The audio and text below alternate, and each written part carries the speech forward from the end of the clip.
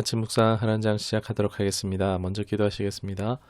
나의 주 나의 하나님, 오늘도 새날 주심에 감사합니다. 오늘이라는 이 바구니에 무엇을 담을지 분별하는 지혜가 있기를 원합니다. 그중 가장 값진 예수님으로 채우는 지혜가 우리에게 있기를 원합니다. 오늘도 세상보다 비할 수 없는 주님의 가치를 더욱 깨달아 알며 더 추구하게 되기를 원합니다. 성령이 인도하여 주옵소서. 예수님의 이름을 기도하옵나이다. 아멘. 오늘 말씀은 열왕기하 15장입니다. 3절에서 5절까지의 말씀을 보시도록 하겠습니다.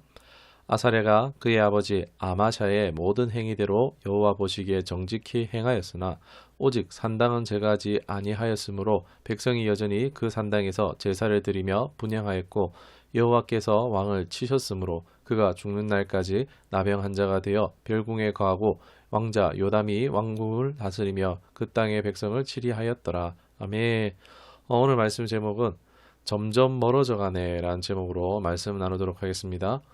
여러분, 열왕기서를 보면서 느끼셨던 것이 무엇이 있습니까? 왕들에 대한 기록이 나와 있는데 그 왕들에 대해서 하나님이 어떻게 평가하셨는가라는 것이 항상 나온다는 것을 알고 계십니까? 우리 그동안 북왕국의 왕들을 많이 봤잖아요.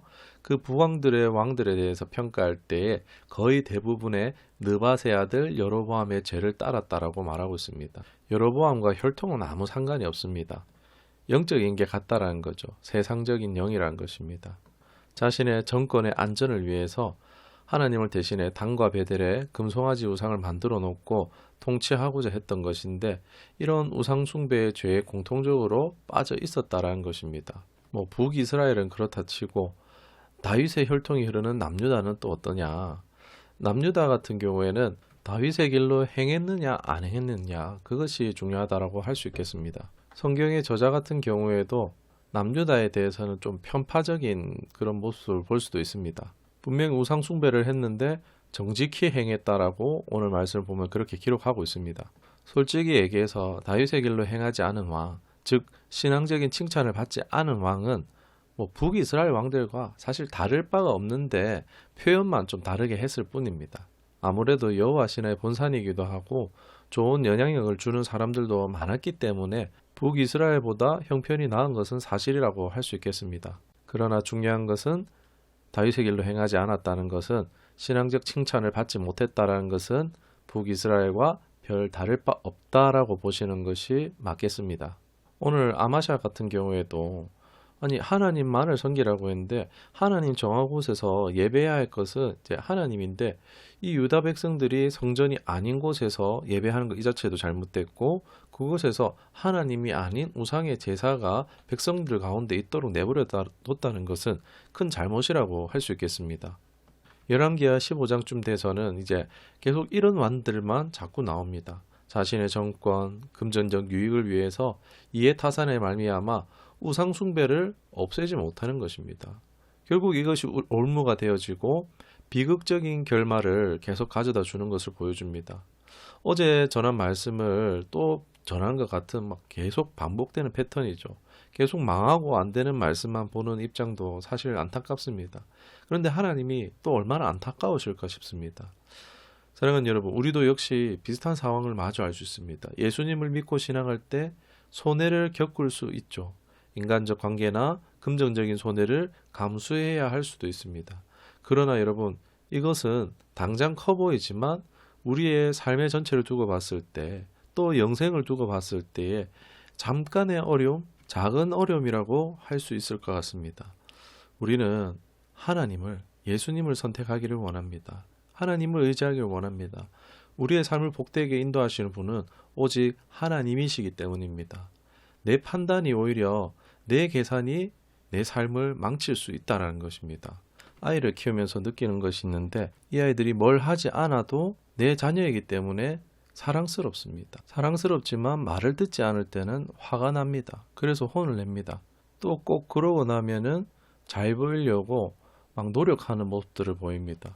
그때마다 제가 하는 말인데 제발 너희는 그냥 가만히 있어도 말만 잘 들어도 너희는 얼마든지 귀엽고 예쁘고 사랑스러우니까 엄마 아빠 말 좀 잘 들어줄래? 라는 말을 계속합니다.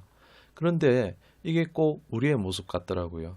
뭔가 신앙을 잘하거나 특별하게 하려고 하기보다 기본적인 것을 잘만 해도, 아니 이미 복된 존재이기 때문에 귀하게 여기실 것인데, 기본적인 것을 잘하지 못하고 그것을 만회하기 위해서 예뻐 보이려고 부단히 노력하는 아이들의 모습이 우리 안에도 있지 않은가 묵상하게 되어졌습니다.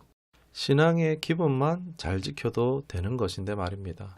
오늘 열왕기하 15장에 등장하고 있는 이 남유다의 왕 아사랴, 그의 아버지에 앞서 아마샤의 행위대로 정직히 행했다고는 합니다. 그러나 산당 제거를 안 했다라는 거죠.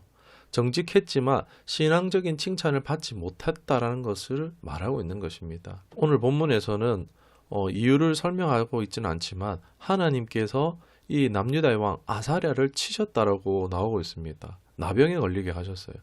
왜 이런 일이 일어났을까 궁금하지 않습니까? 그래서 평행구절 역대하 26장을 펴봤는데 이 아사랴를 우시아라고도 합니다. 이 강성한 후에 그가 교만함으로 범죄하는데 여호와의 전에 들어가서 분향단에 분향하려고 했다라는 기사가 나옵니다. 아니 이건 제사장의 역할입니다. 이건 하나님의 명령에 정면으로 도전하는, 어기는 것이라고 할 수 있습니다. 그 결과 그가 문둥병에 걸리게 됐다라고 설명하고 있습니다. 그가 행실이 좋건 겸손해 보이건 중요한 것은 그것이 지속되어졌어야 됐다라는 것입니다. 그러나 그것이 지속되지 못했다라는 것입니다. 변하게 되어졌다라는 것입니다. 어떤 중심의 상태를 가지고 있느냐, 그것이 중요하다라고 할 수 있을 것입니다. 8절 이하로 보면은 북이스라엘의 5 왕들의 이야기를 기록하고 있는데 예언대로 예의 왕조는 4대로 끝이 납니다. 그리고 보면은 공통적인 것은 여호와 보시기에 악했다, 여로보암의 죄를 떠나지 않았다라고 말하고 있습니다. 북이스라엘은요, 하나님이 그냥 없는 것처럼 되어져 가고 있습니다. 계속된 죄악, 왕들뿐만 아니라 이스라엘 자체가 몰락으로 향해 가고 있습니다. 점점 이제 북이스라엘을 향한 하나님의 심판이, 멸망이 다가오는 것을 예측해 볼 수 있습니다. 북이스라엘의 몰락뿐만 아니라 지금 남유다의 몰락도 시작되고 있는 것을 볼 수 있습니다.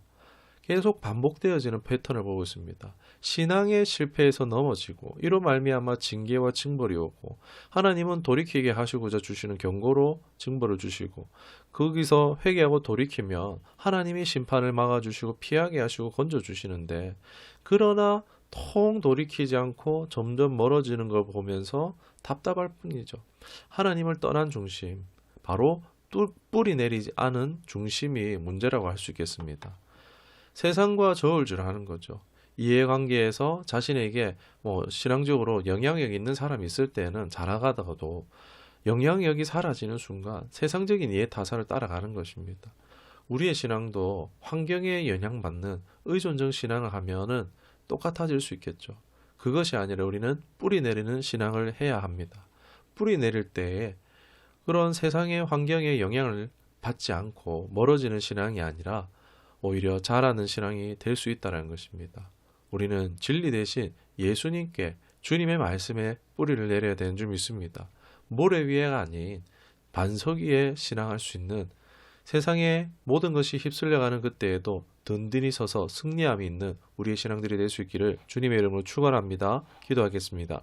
하나님, 진리 대신 예수님께 깊이 뿌리 내린 신앙이 되기를 소망합니다. 세상의 풍파와 창수가 불어와도 흔들리지 않는 것은 믿음의 뿌리의 여부임을 오늘 말씀을 통해서 묵상합니다.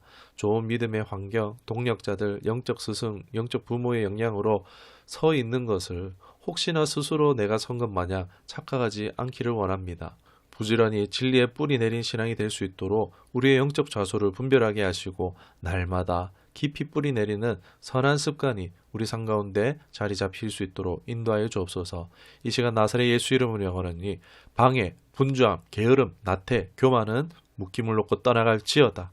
성령이 예수님의 장성한 분량이 무엇인지를 우리에게 알게 하여 주옵시고 날마다 이끌어 주옵소서. 예수님의 이름으로 기도드리옵나이다. 아멘.